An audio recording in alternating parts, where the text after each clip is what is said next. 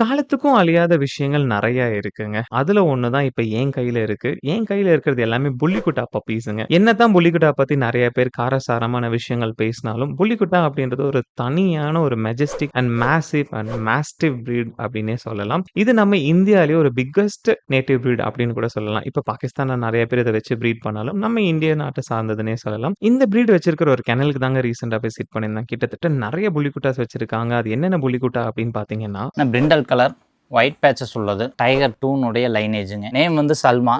Brindle colour Pappu lineage, brindle light silver brindle colour, black brindle colour, import காலூனுடைய lineage, ராக்கிங்க, Multani lineage. Colour வந்து brown brindle.